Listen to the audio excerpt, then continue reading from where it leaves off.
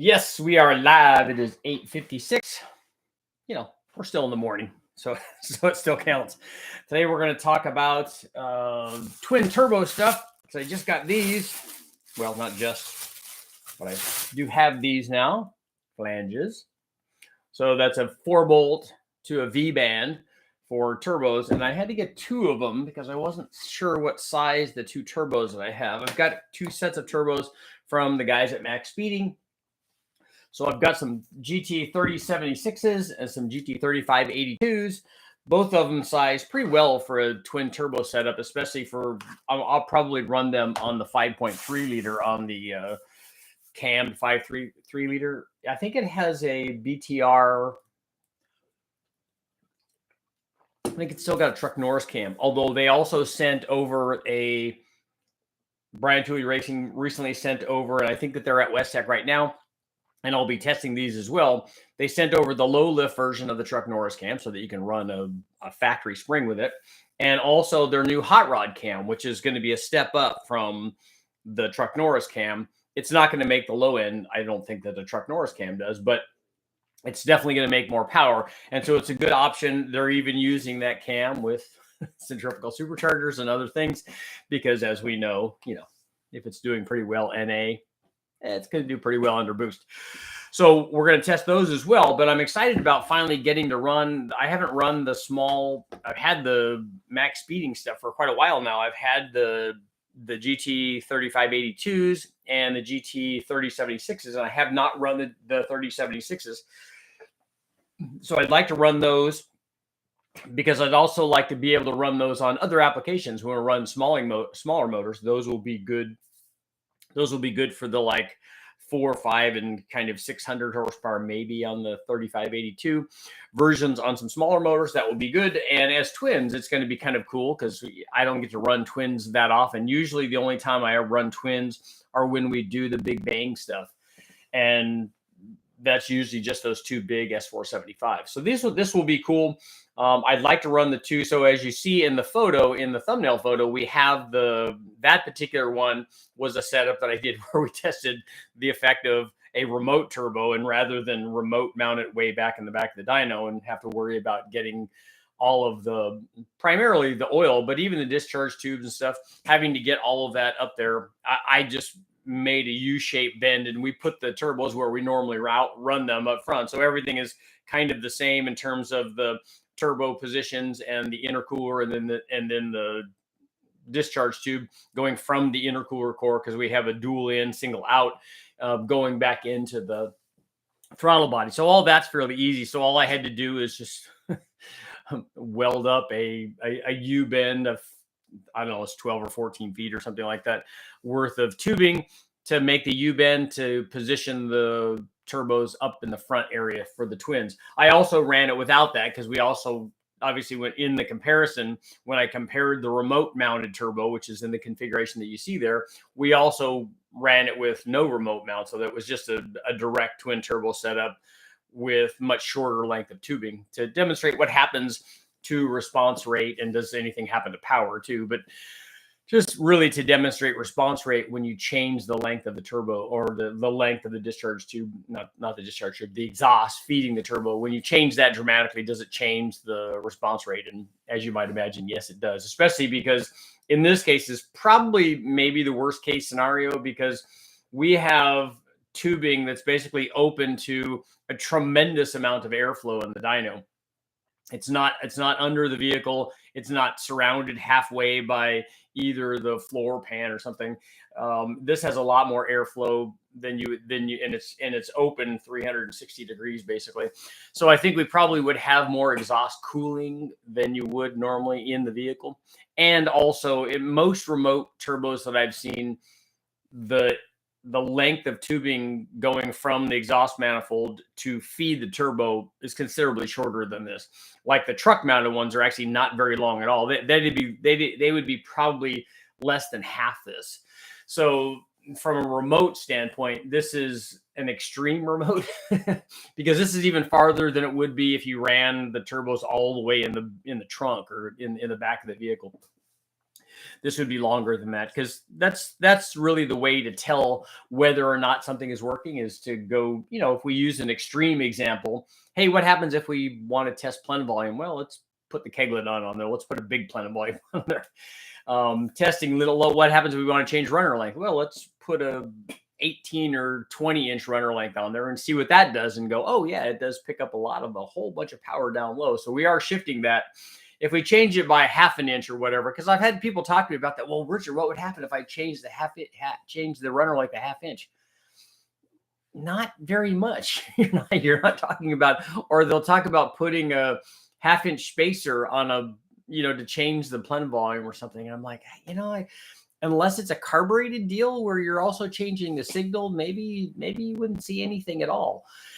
So when you're looking at making a change, I like making a big change, and then we can narrow that down, because I'm right. The first question is yes or no.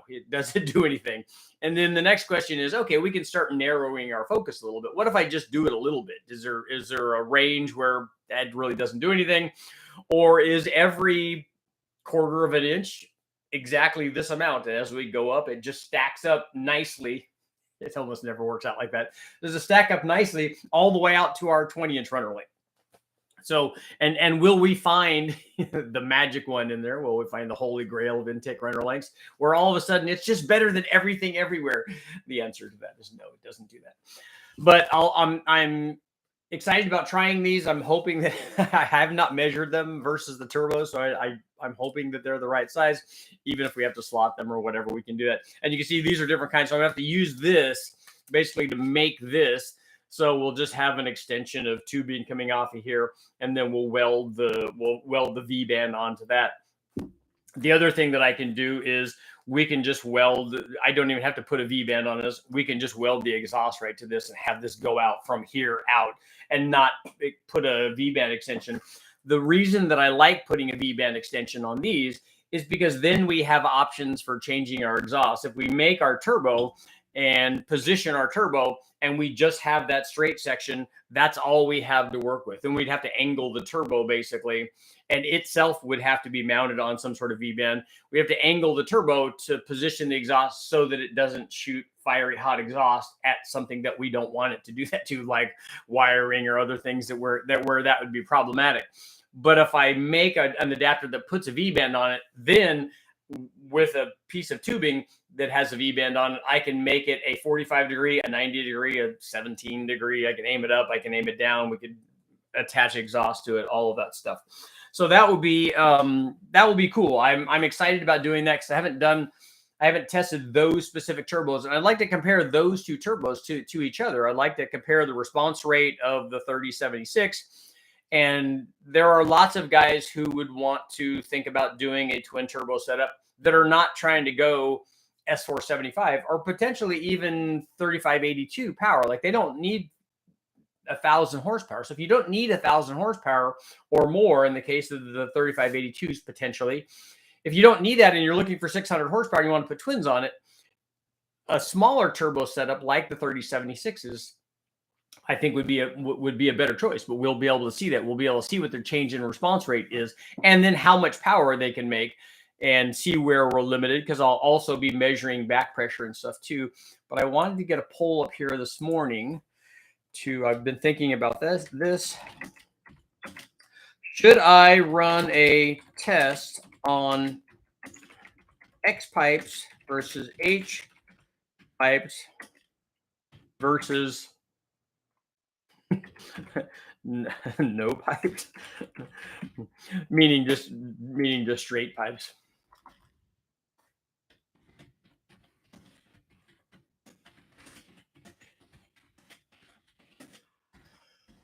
With no crossover. So should I run an X pipe and an H pipe and straight pipes with no crossover? So should we find out when and we can even try this on the turbo application with twins and see if merging the pipes do anything. I don't think it's going to. But I'm actually in this question, I'm actually thinking not about turbo stuff. I'm thinking about NA stuff. So if I have an NA LS, let's say a cammed LS, and we run a full exhaust on it, which I have, We can run a full exhaust on it. Should I try an H pipe and an X pipe and to see if they do anything? To see if we see any. People kind of want to see if there is one. We want to see if there's a power gain from an H pipe or an X pipe from the resonance that would be created by having this crossover section. Obviously, does it sound cooler with one or the other? Does it make a difference in power? And do these things create power, like in different RPM ranges because of their design? And possibly also their position, although the position of the X pipe relative to the outlet of the header, let's say, is going to be a little bit restricted for the engine dyno, because we've got to get past the dyno before we can work on the position of the X pipe or H pipe. So I don't know how far back normally that is. I know that when people tell you to use does the header burn thing, use that theory, but I would like to run it again from a range of being very close to being very far back and just see if there is a change from when that thing happens. There almost has to be, because if it is a reflected wave, a scavenging wave, it's going to travel at the speed of sound. So if it has to travel a greater distance and it has an effect, it's going to have an effect at a different time, I would think. So we'll see if that happens. But let me know if you guys what you guys think. Should we be doing that?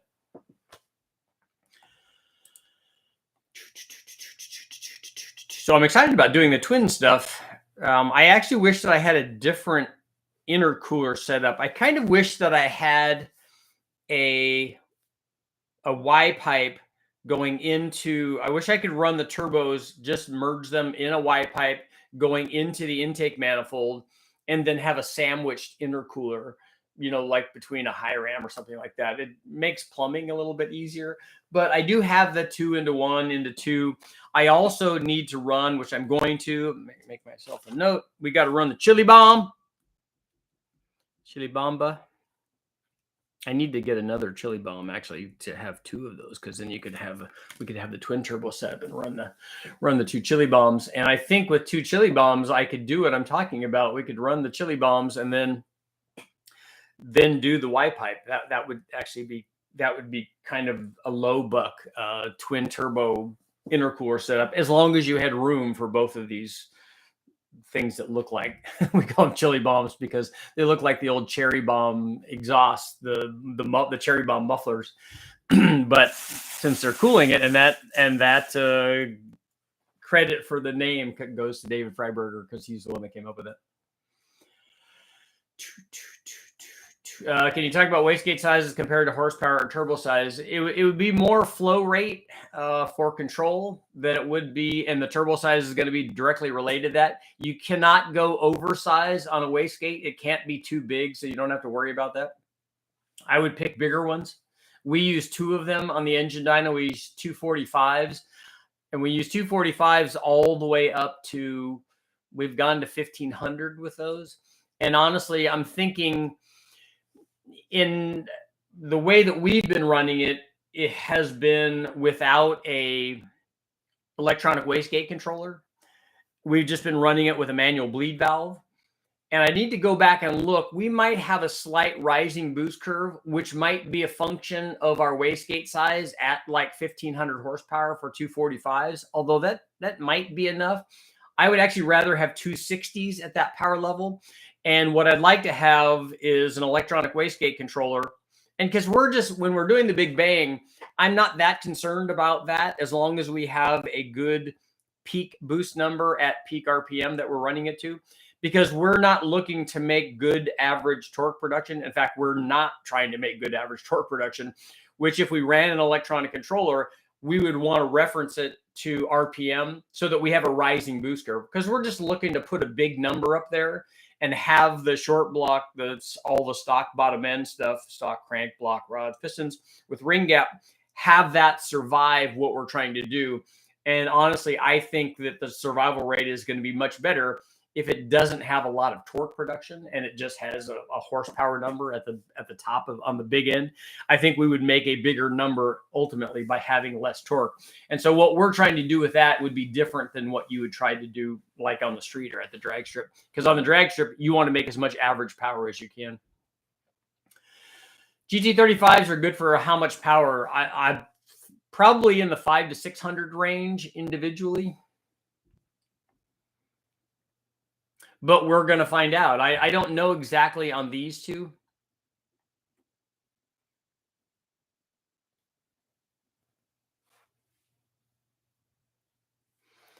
So, Admiral, you ran a 50 shot after the MAF on a 93 Mark 8 stock tune without rod. Do you know what the air fuel was when you ran that? Like, how lean did you get it when you ran your 50 shot?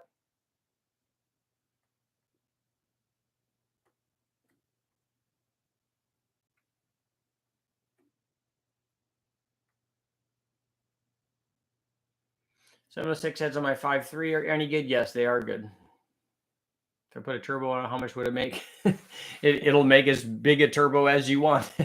How much ever turbo you put to it. Our stock bottom end 5.3 that I did went to 1300, and I know that they'll go 15 or 1600 on a stock bottom end.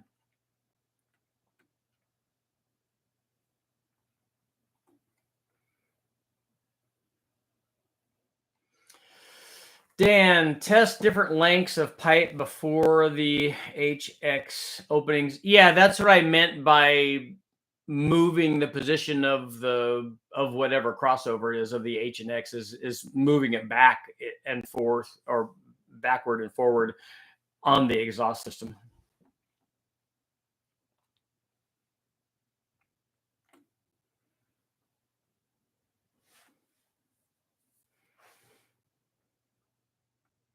So Andy, it's noon where you're at. Are you on the East Coast? What size turbo would you recommend for a 4.8 stock rotating assembly with ring gap and a turbo cam? Just pick the turbo for the power you want. So if you want a 700, pick a 700 horsepower turbo. If you want 500, pick a 500 horsepower turbo. If you want 1,000, pick a 1,000 horsepower turbo. Richard, can you dyno my engine? I don't really do that, but you can talk to the people at Wastegate and you can pay those guys. They're a dyno facility. I don't have a wideband on it, but the plugs plugs look fine. Okay.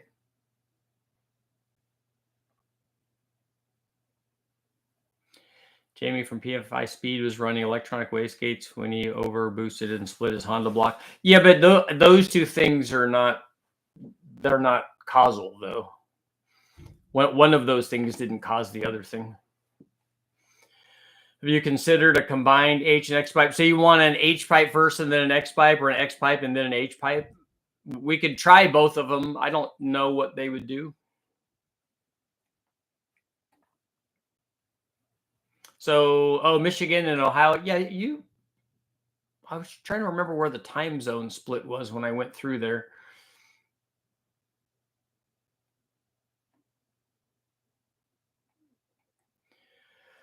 Ed, would a J pipe that people use to cancel certain frequencies in the exhaust have a negative effect on power and flow? I'm not familiar with that. What J pipe do they use to cancel certain frequencies?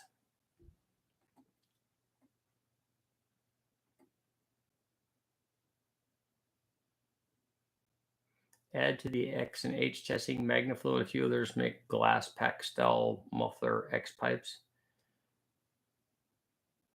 So the X pipe is actually a muffler.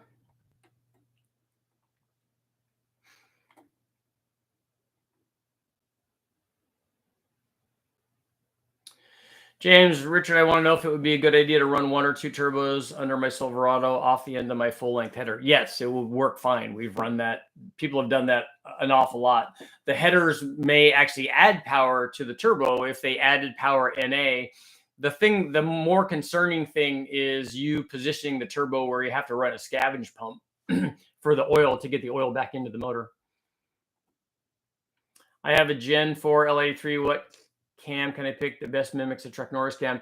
Brian Tooley has a really good cam for the L83. So talk to them about that. They have a fantastic cam for that L83. What size turbos would you use on your 495? I wouldn't have put turbos on that because it was built very high compression as an NA motor. I didn't build it for boost.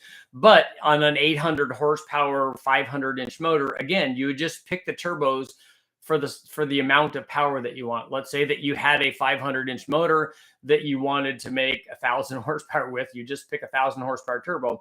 If you wanted to make 1,500, you'd pick 1 or 2 turbos that could make 1,500 horsepower, or 2,000, or whatever the number is.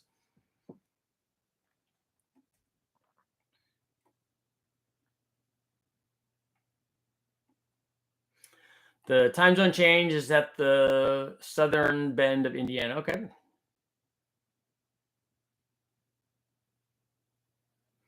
Every time you repeat it, the 5.3 did 1,300. Makes me want a twin turbo my 04 LM7 extended cab. Yeah, you don't have to go to that extreme, but Mike, a Helmholtz resonance J pipe. So they're putting a pipe in front of the intake, because that's where Helmholtz resonance would be.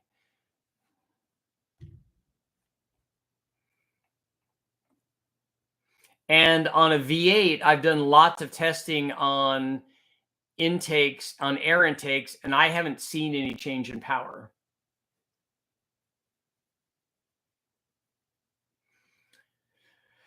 Shadow Ops. No, I understand what you're saying, to try both an X and an H pipe on the same exhaust to see if there's any benefit. Because if we get a benefit from one, then if we put 2 of them on there, then we got to have more benefit, right? Or do they cancel each other out?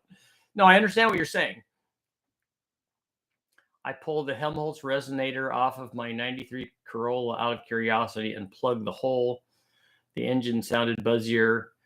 The part that you're talking about is actually not a Helmholtz resonator. It's actually it's actually an inlet acoustic muffler. They're not trying to change the power through Helmholtz resonance. They're trying to change the sound to eliminate some of the noise that goes into the cabin for people that have that car that would otherwise complain about that.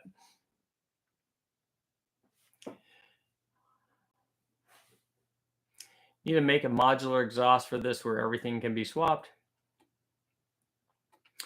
You just want a 750 horse daily Silverado. So 750 horsepower is still, as long as it's 750 flywheel horsepower, was in the range of a GT45 or maybe something slightly bigger than that. It's a quarter wave pipe that is closed on one side to reflect back at a certain frequency. You should send me an email on what it looks like or what people are doing. And if it's something that I can test, I can. Yeah, Andy, those are for induction noises. You see that on most like a Honda had all the B series stuff had those. They had an air box, and then they had big extensions coming off of the air box. And what they're doing is they're tuning it for the noise that the engine makes, specifically the induction system, because people complain if the thing is too noisy. So if you take a B series and put a filter on a stick kind of thing, you really hear, especially when the thing goes into VTEC, it's like wah bah. And you hear that, but most of the people, unfortunately, that buy those don't want that. They don't want that noise. They don't want to hear the cool VTEC wah noise. And so Honda tunes that out for the vast majority of the people.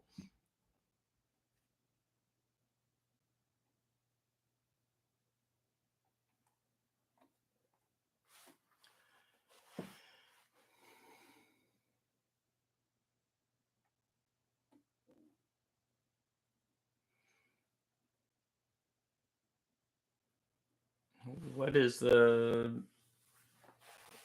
the community thought on best turbo manifolds for GM trucks, thinking cast iron. Well, stop using the word best, because really for a turbo application, that's not necessary. The stock exhaust manifolds will go to 1,500 horsepower. So if you're looking at trying to make less than that, then don't worry about the exhaust. If you're building a dedicated drag race motor where 1,000,000 horsepower is the thing, and you can't just turn the boost up more, then you can look at tubular headers and those kinds of things. But otherwise, for 95% of the people putting turbos in an LS or even an LT powered motor, the stock exhaust manifolds work really, really well. LT did an X pipe and H pipe both on an exhaust, but no dyno testing. So he ran both of them on a vehicle under the car, but he didn't see what they did.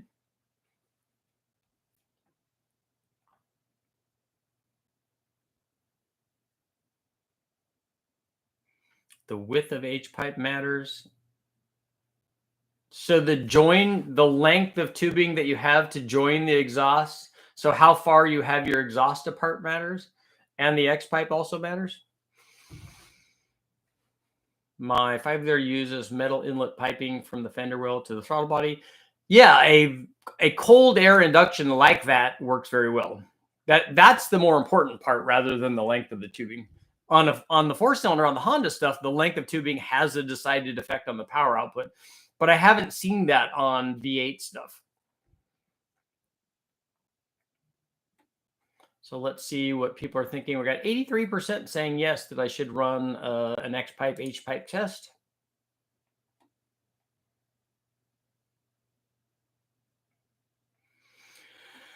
There was a great video on the new LT6 Corvette. Has some great info on how they tune the intake manifold. Richard, I was curious if you ever used pan vacuum for detonation. You mean like a Panavac or a vacuum pump?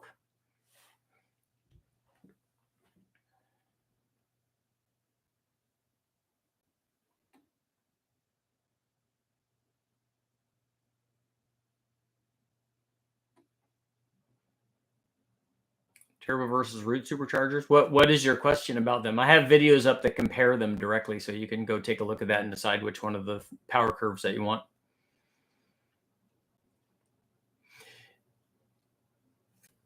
Yeah, stock exhaust manifolds will take you to 1 million horsepower, so you can use those.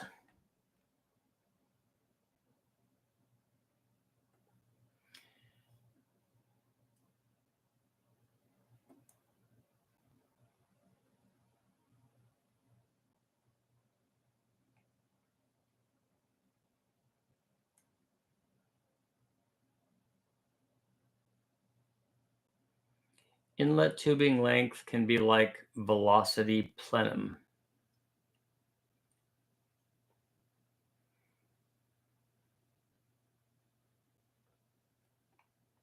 I'm not sure I understand that.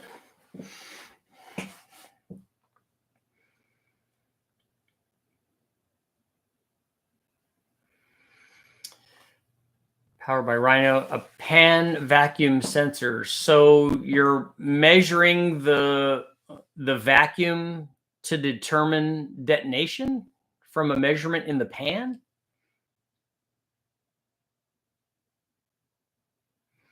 You can see fluctuations in vacuum on the pan side when detonation occurs.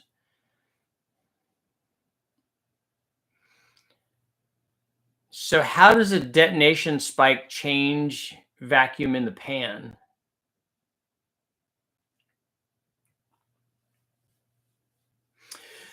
Dan, the change in inlet tube length actually changes Helmholtz resonance, and particularly, like I said, on a 4-cylinder, because the inlet length is part of the Helmholtz resonating frequency of the intake manifold. Not just the intake manifold, it's the intake, it's the plenum in the intake manifold, the throttle body, the inlet tubing in front of it, and then the runner, the head, and then part of the cylinder when the valve is open. Big pulses of cylinder pressure going through the ring gaps. So you would get pressure waves.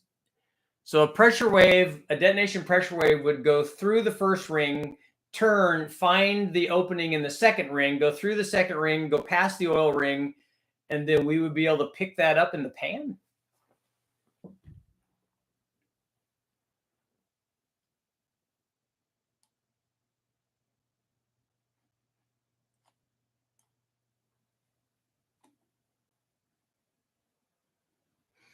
Cool. I've never heard of people measuring that and seeing a difference based on the pan vacuum, or in this case, pressure.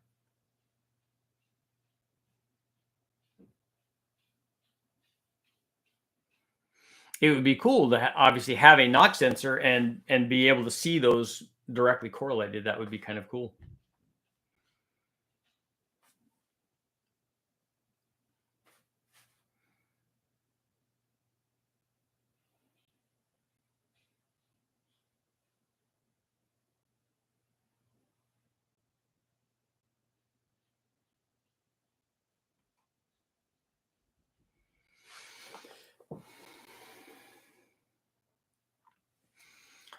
What would cause my NA 6-liter LS to run rich now that I put long tubes on it? Did you move the O2 sensors?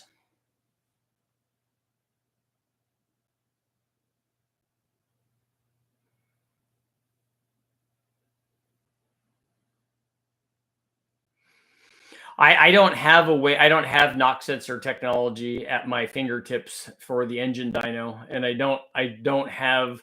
We could measure. We do measure pan vacuum, and I guess if we saw a pressure spike or a movement in the amount of vacuum that we see, because we measure that a lot when we're doing vacuum pump stuff. When they have a lot of guys that professional engine builders that bring that stuff over have pan vacuum pumps on them so that they're running vacuum, 10, 12 inches or whatever in the pan, and they're running that, and they want to make sure that that's, fairly consistent. And if they see something like you start to lose a cylinder or whatever, obviously that will change. But it would be interesting to see if you see, if you see the vacuum increase with RPM or decrease with RPM, as long as whatever the curve is consistent run after run. And then if you get into detonation, maybe you see a pressure spike. It would be interesting.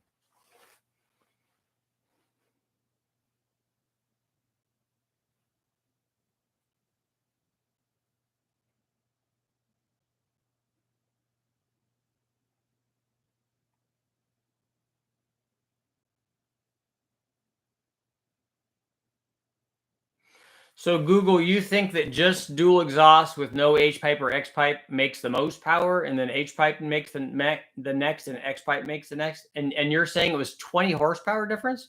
That must have been at a really, really high horsepower level.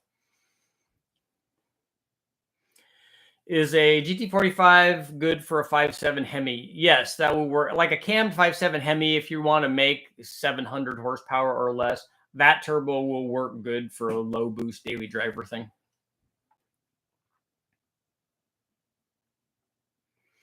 Still debating on putting a Pro Charger on it.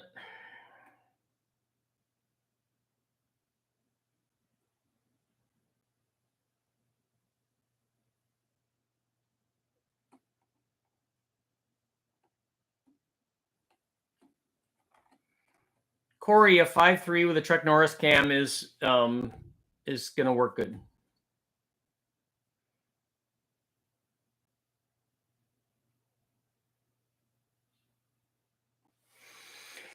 And the nice thing is that if you have a turbo application and you have that 5.3 with that cam in it, and you want more power, you can just go up in turbo. You don't even have to change the cam. You have enough camshaft in that motor with that Trek Norris cam to make way more than 1,000 horsepower if that's what you want to do. See, our poll is 83% saying yes, that they want to see that exhaust test.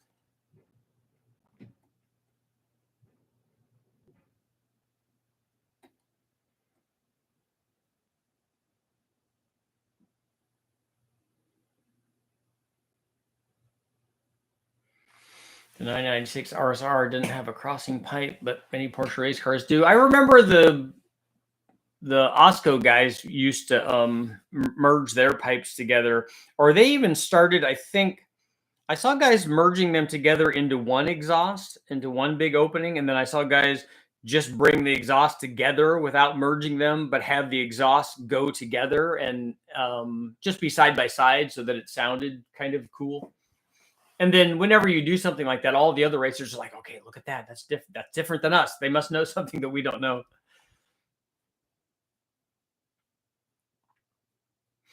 Putting twin GT45s on my 5.3 with a sloppy stage 2. So you're wanting to make like 1,500 horsepower then?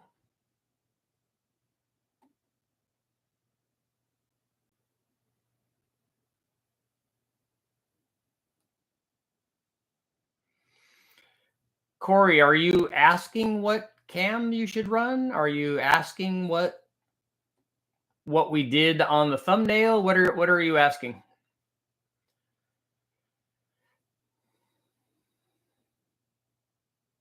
So you're trying to do a budget head and cam package. Well, are you doing it NA or are you doing it with boost? Because if you're doing it with boost, just leave whatever heads are on there. Just put valve springs on it. And a Z06 cam will be better than a 5.3 cam because a 5.3 cam is the least powerful that you can make. And that cam will be better. It will just be worse down low. It loses power. If you take a look at the video that I have up where I tested all the stock cams versus a 5.3 cam, then you can see what that is. And if it loses power down low, it's also going to lose boost response. But it is going to make a lot more peak power.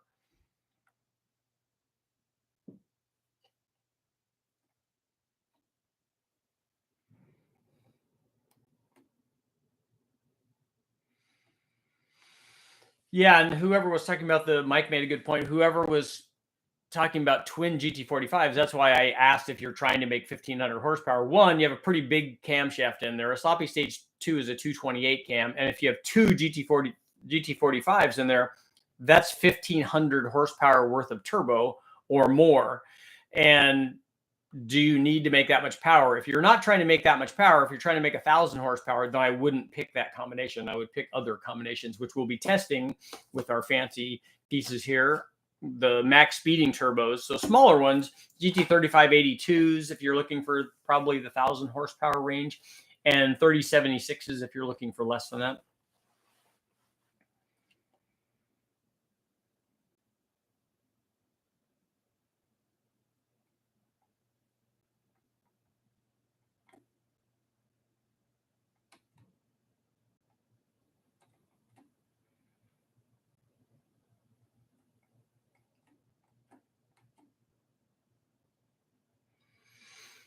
So you have 823 heads, or so do you have this on a 6-liter or something?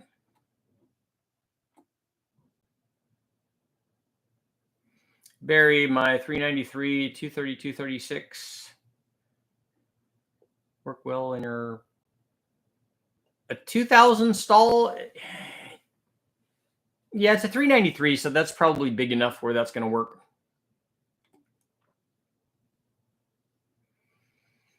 Another cool thing to test would be a big enough 2-stroke exhaust. I haven't ever run a 2-stroke on the engine dyno.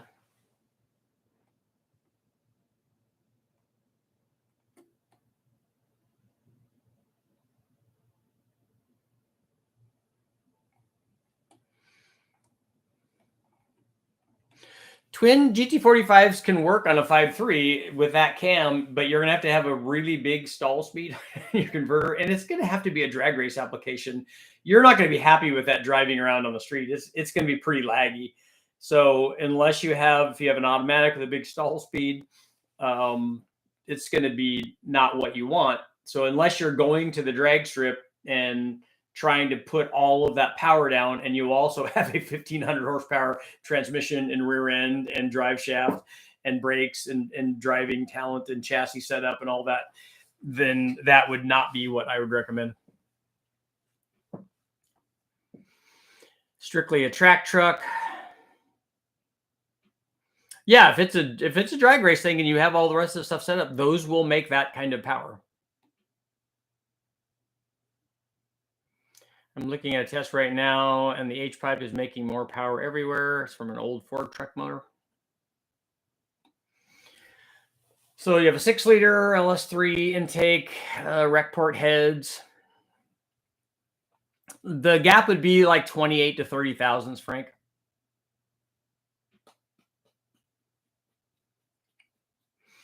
Yeah, the guys at Engine Masters have already done this test, I think. I'm pretty sure that they already ran an X pipe and an H pipe and all the various pipe kinds. I think that they did that already. I'm going to ask Freiberger or Brule and see if they did that test and to see if there's any. I don't expect there to be any big changes in power, quite honestly, from the exhaust. Judging from the exhaust test that I did, where I have the video up, where we ran basically open headers with the collector extensions and then headers with a longer 3-inch exhaust with a muffler on it, and then headers going into 2.5-inch exhaust with a full exhaust going all the way back. How little power we saw going from one extreme to the other of those things. I just don't expect there to be a big change. I'm hoping that the X pipe, I know that it sounds really cool because we always liked race cars that had X pipes exhaust on them. But it should sound a lot better or different.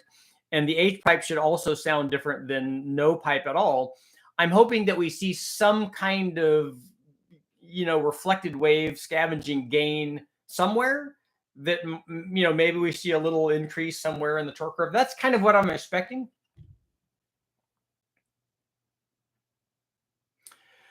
Richard, are reflected waves in the exhaust more prevalent in longer manifolds? Yes, that's how you tune the. Are you talking about longer intake manifolds or longer exhaust manifolds? I'm hoping longer exhaust manifolds. The exhaust works the same way as the intake manifold does. Longer intake runners improve power at lower engine speeds. Longer primary light lengths in the header improve power at lower engine speeds. And when I say lower, I just mean they could be 6,500 and down, but that's why we don't see big gains from shorty headers, other than whatever the flow gain would be. If you've got a flow gain from a big tube shorty header versus a good example is the cast iron log style truck manifold that are used on the 5.7 Hemi Dodge Rams. Those are terrible. They don't flow very well. So if you put a shorty header on there, you might pick up power that's just about flow, but has nothing to do with scavenging, because there's no scavenging effect from that shorty header. It would just happen at a runner at an engine speed where the motor never sees.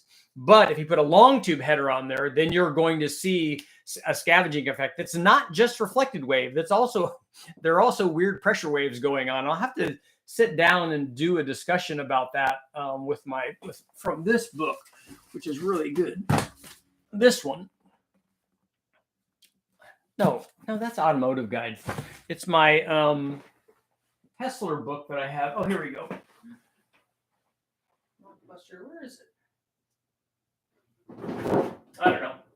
I'll have to grab it somewhere around here. I think I showed it to you guys before. Oh, here we go. Advanced Engine Technology by Hessler. This one. Let's see. There we go.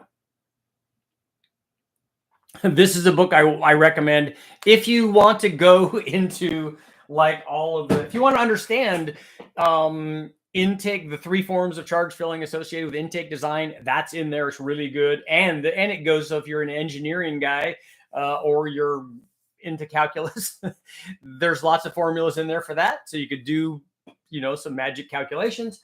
And also they go into great detail on what's happening on designing exhaust systems, and how there's more than one, just like with the intake manifold on the exhaust, there's more than one thing that's happening there that helps produce improved power, irrespective of flow. There are different kinds of wave tuning that's happening, different kinds of scavenging effect.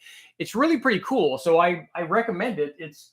And there's a lot of other information in there. They talk about different, like on the intake side, they show you different types of factory intake manifolds where they did various things, where they did multiple plenums and with dividers and all kinds of stuff. So it's pretty good. Richard, I want to get my shorty Winnebago, which I already like already, to do burnouts. How much torque do you think it would take to break loose a pair of 445 super single semi tires? 9,000 total weight. Do you have in the Winnebago? I would recommend a big block with boost. That will make enough to spin the tires, and then put gearing in it too.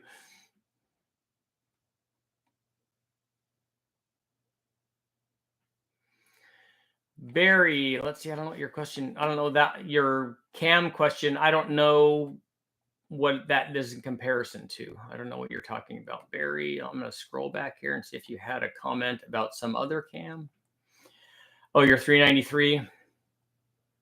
The smaller cam would definitely work better with a stock stall speed, but because that's a stroker already, even a 230, 236 might be okay. The 2000, I would like it better if it was a 2500,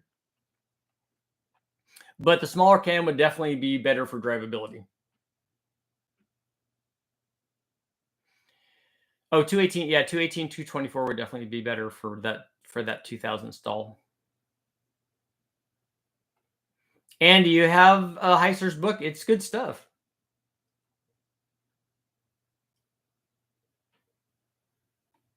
Yeah, Frank, let me know. Let me know what's going on. Oh, and by the way, on the Trail 90, but before I go, it's the morning, so well, it's kind of the morning here. Go get your projects done. I got to mention the project stuff. I was taking a look at I took the cowling off of the Trail 90 and was looking at the carburetor and the intake, as we were talking about that on one of the live feeds, and it actually has, and I should have realized this because it's Honda, that they have an inlet tube going into the carburetor, and it's not only that, it's tapered. So Honda is really pretty good about, but that won't stop me from making a 90-degree elbow with a flared bell mouth, and so I can make a Super Richie Ram Air on it. But they already probably have a pretty good setup on it right now. So I'm wondering if maybe the change in intake runner length even before the carburetor is maybe not going to do much, but we'll see. You can also do a turbo on the motorhome, but a turbo big block would be good.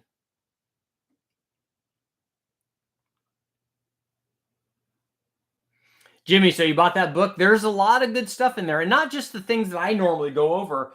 There's a whole slew of things that I never cover in there. AutoZone book, How to Rebuild LS Work or Not. Anyone? I don't know which book you're talking about. But if you're just starting out and you get a book that goes through the basic stuff, that's a good read. That's definitely worthwhile. Why did 60s vintage Corvettes come with such long duration camshafts? Because they didn't have very much cylinder head, so they were trying to make the power with camshaft. I know you did tests on LS intakes. Was the SS better than the LSX? I don't know what LSX you're talking about. Are you talking about the LSXR? Or are you talking about the fast manifold? A fast manifold makes more power than any of the factory manifolds.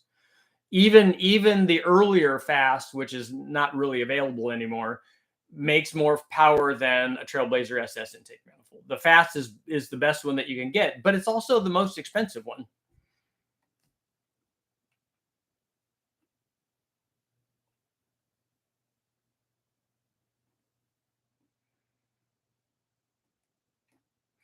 Last night, after watching your video on long tubes for turbos, I thought I might be able to chop up an NA catalyst manifold to make a better turbo manifold out of that than the stock log.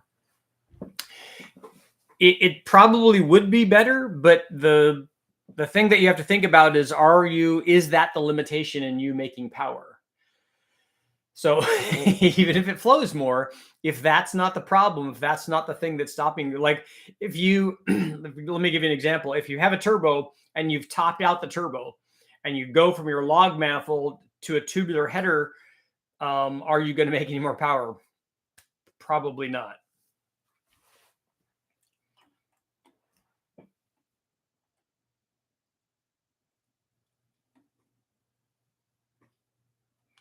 Robert, we made clear plexiglass intake on the multi-port engine. It was so cool to watch the pulsing and use a strobe light to watch the pulsing. If you've seen John Kazi's deal, he did that, but he made put a hole in the intake and then stuck his finger in there so that you can actually see his finger vibrating with the pulsing that's going on in the intake manifold. Because a lot of people were amazed at this, and it was a very, very cool deal that he did. This was for the Advanced Engine Technology Conference that I was at, and he did this video on a big block Ford. And because a lot of people don't have an idea on what's going on in there, when I tell them about reflected waves, they're like, they just don't they don't visualize it. All people visualize is flow. Okay, I got this big column of air going in that's flowing, and so if I have an edge that I can port match, it's going to stop all the swirl, and just that we know that port matching, if you don't have the thing properly port match, it just destroys the airflow. It really doesn't. And so they see that, and that's all that they know is I got to make it flow better. If this did this and I ported and it flowed more, it's going to make more power. Not always, it doesn't do that. But when he did the video of him with these reflected waves going back and forth in both directions, which again, a lot of people don't realize it has to go in both directions. So his fingers basically, while they're making a run, is just, I mean, it looks like his finger is going to break. It's vibrating so fast. And these waves are so strong that it's moving his finger back and forth. So these waves aren't just little things. They're major things. And so if you go online and search that and then watch that, because That's how effective these other things that are happening that don't have anything to do with like, oh, this thing flows 300 CFM. These waves don't care about that. Richard advised on your 706 heads. I don't know what your question is about them. They work really well.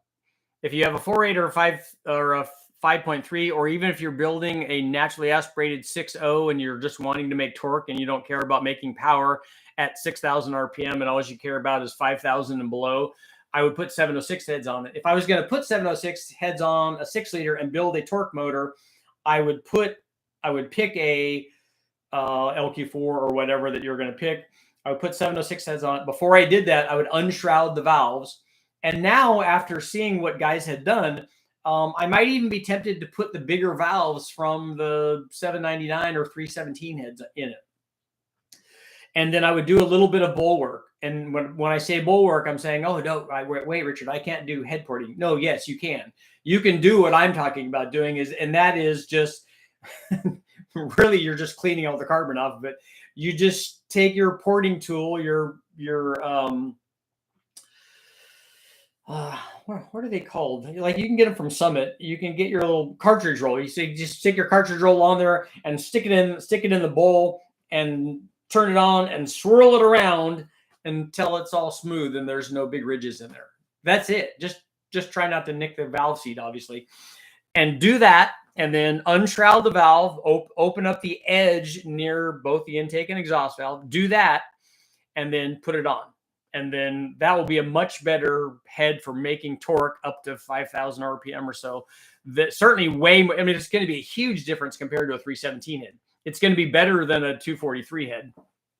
And so, unless you want to go buy 243 heads and have them milled and do the same kind of thing to them, you can also do that.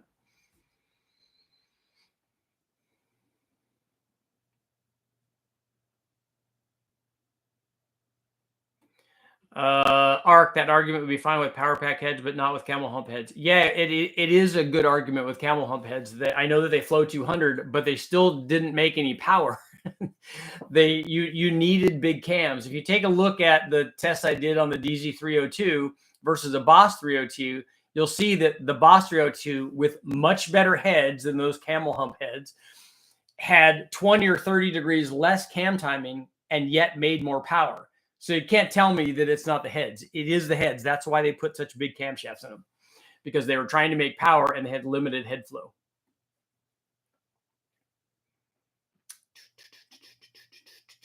Didn't mean to offend the other day. Make us a video showing the damage you can cause by not running a blow-off valve on an LS.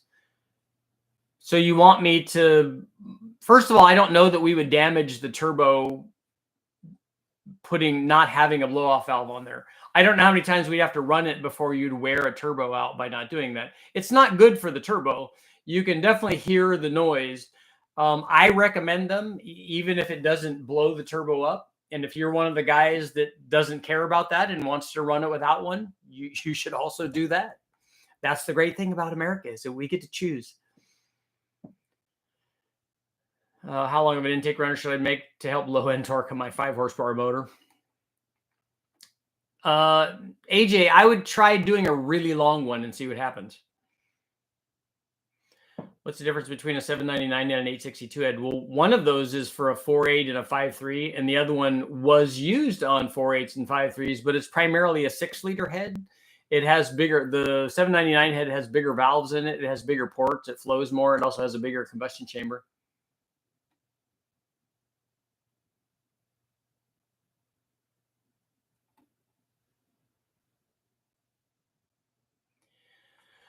Olaf, so you have 55 millimeter ball bearing turbos on an LQ4.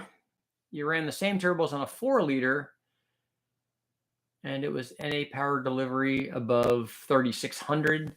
So on the 6-liter, things should be a lot better. I'm assuming that the 6-liter makes more low-speed power than the 4-liter did.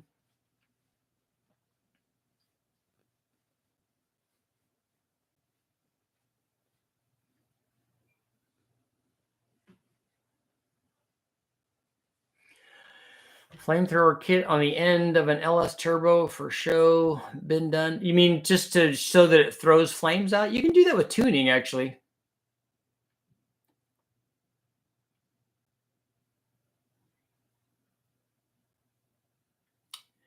You're working on your project for your birthday. That's good.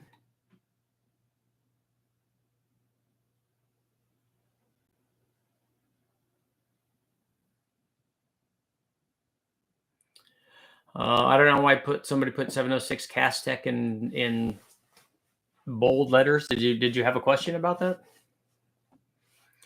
What size camshaft will you run with small twins? It doesn't really matter.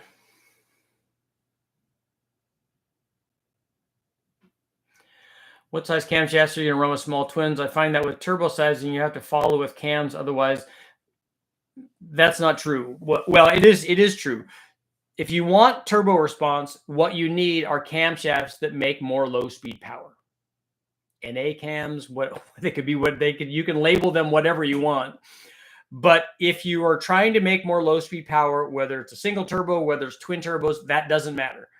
What you want to do is try to have camshafts that don't take away low speed power. If you have a camshaft that loses low speed power and gains on the top, it's going to do exactly that when you put turbos on it.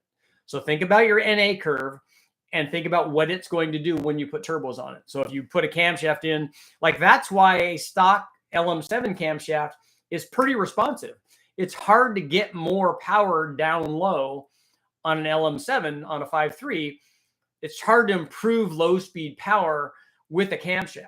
You can get lots and lots of power at 4,000 or 4,500 or 5, 6, whatever. But a lot of times, especially with bigger cams, you trade low speed power. So when you do that, you trade boost response. But it doesn't matter whether it's a single or twin. And if you're trying to improve boost response, try to pick something that improves low speed power. All the things that do that, I have a video up on that. More displacement does that. More compression does that. Cam timing, it's harder to do that with cam timing because, as I said, down at 2,000 RPM, it's really hard for camshafts to affect that. And it's really easy for camshafts to lose that. Long intake runner lengths, all those things improve low speed power response, and that improves boost response. Should I run a solid roller on my TunePort 350? No.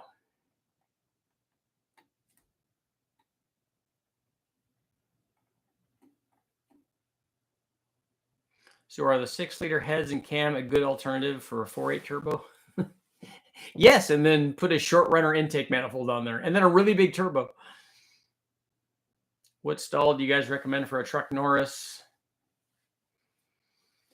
You want to street drive it, and it's a 76 millimeter turbo? Not like an S475 76 kind of thing, right? It's smaller than that. It's probably a 2800 or something, I'm thinking.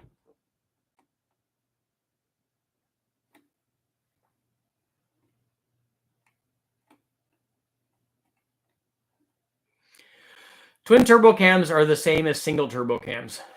And they're the same as NA cams. And they're the same as blower cams. They all work. All of those camshafts work. Richard, have you ever seen Ellis lifters refuse to pump up on a fresh engine? Yes, we have. The reason that it's happened on ours, the ones that we saw, is we actually took, if you take the rocker off and have a push rod and tap on the push rod with a hammer, sometimes you can free them up. What happens is you get rust or other kind of buildup, and the plunger is stuck on the lifter. And so usually, sometimes when you free that up and you get lubrication in there, then it will start working. If it's stuck down at the bottom of the board, sometimes it gets jammed in there, and sometimes you can free it up. Sometimes not. Sometimes you have to replace it.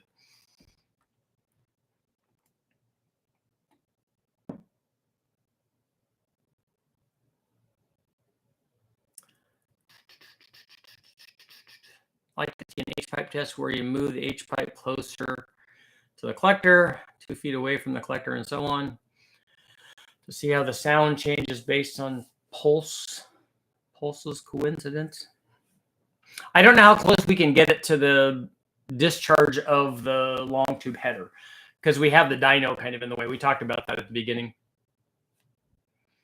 So what is good for 500 horsepower stock so far? LM7. GT45 is the turbo that you would want on that.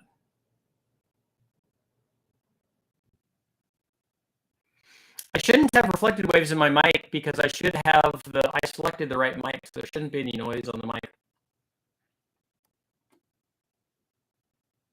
Any benefit to larger diameter long runners over small diameter long runners? Yes.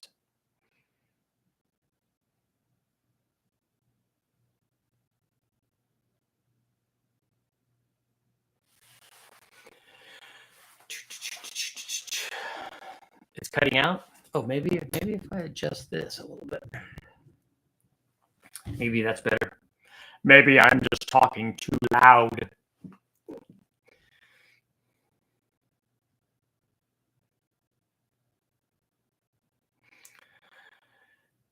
That's the common knowledge where they did the spray paint. I know that the Engine Masters guys did that. I'm sure that they did the spray paint test on it.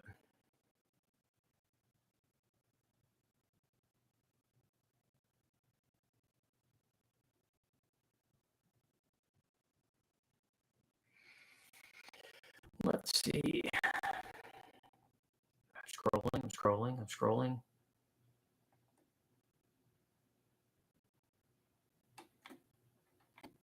I'm just trying to reference another comment that somebody had made. So I'm going back and looking at it right now.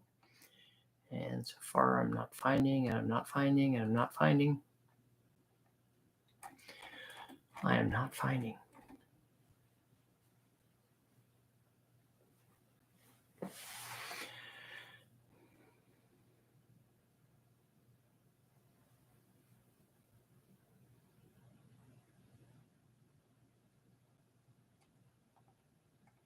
So we're still talking about the mic?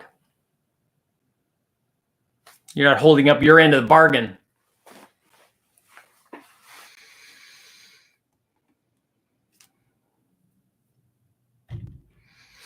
What are the best lifters for an LS build? I like the ones that come with the junkyard motors that we get. I like the stock ones. But I think a lot of guys use the Johnson lifters or the LS7 lifters. Are you going to run the test for responsiveness in a creative way? Wow. Throwing creative shade. The best way to do responsiveness tests would be to, well, when I get a comment from like that from somebody, the best way for me to run the responsiveness test would be whatever way they want it run. I've found that out in the past. But the best way to do it would be on the street or at the track or even on the chassis dyno. The engine dyno is not a good place for that. But we should be able to see a pretty good, we should get a fairly good idea of a difference between the 3076s and the 3582s to see if there is something there. And maybe we could even throw the GT45s on there to, like I said, if you take a big swing at this stuff, we can see, well, this is doing this and this is doing this. And so even if that's not the exact numbers that you see when you hit the gas in fifth gear, when you're doing something you shouldn't be doing and learn how to drive on the street, even if you're not doing that, we see a relative difference. So that will continue to translate directly to the chassis dyno or the street or to the track. One of them is more responsive than the other, and one of them is less responsive than the other. And as we go down in turbo size, we're definitely going to improve the boost response.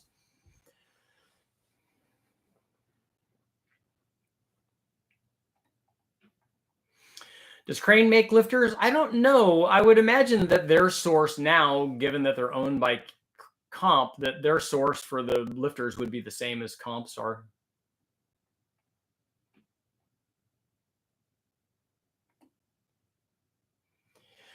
Arc, so you want a spark plug responsiveness test?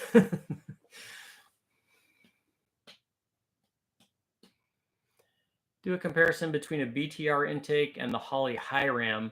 I'm pretty sure that the high ram would be better down low and that the BTR might be better on top, but you need an 8,000 or 8,500 RPM motor to make those work, and I don't really have one of those. Because both of those short runner intakes are going to be way worse than a fast is up to 6,500. So if your concern is beyond that, then you look at those kinds of manifolds, and the short runner BTR manifold is going to want to make power at a higher engine speed than the relatively longer runner high ram is.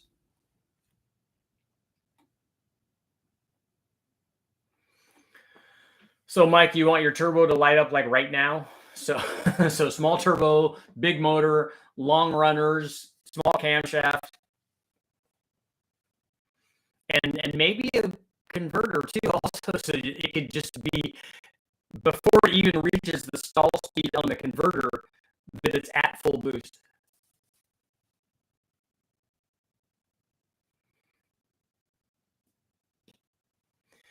Boosted idle. I remember, I think I told you guys a story, and then I've got to get going, but I remember the guys at this was at Coast Corvette way back in the day. They had a Paxton supercharger that they were putting on some Corvette motor. I think, judging by the timing, that it was probably like a Tuneport style Corvette. And I remember them bragging to me when we were sitting in the shop or our garage or whatever, people bench racing. They're telling me that they put a pulley on the supercharger that was so small that they had boosted idle. And especially back then, I'm no expert. I've done a few tests on supercharged stuff because I had a supercharged Mustang at the time that I had run in the Silver State and done a bunch of stuff with. I said, I'm no expert. I said, but you can't make boosted idle. I said, unless you're measuring the boost on the front side of the throttle body. So between the blower and the throttle body, you could maybe measure boost there, but there's no boost in the motor. Yeah, no, there is. We're making boosted idle, man. I'm like, well, why would you want to have boosted idle? First of all, that would not be good. And I said, trust me, you're just measuring pressure between the supercharger and the closed throttle blade, which also tells me that you don't have a blow-off valve on there, that you certainly should on this application. And the guy wanted to just do nothing but argue with me because he took his 1 and 1 and he thought that equaled 3. He didn't see the other part of that was the reality part. He just wouldn't get that. He's like, look, I put the pulley on there and it had boost, and therefore this pulley made boosted idle. I'm like, there's a little bit more to that equation than that. Did that help the mic?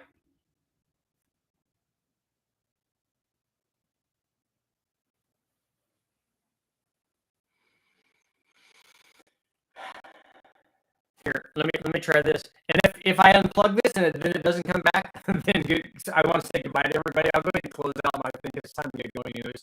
So we will end the poll at 81% saying yes, that they want to see the exhaust test, which is cool. So I'm going to head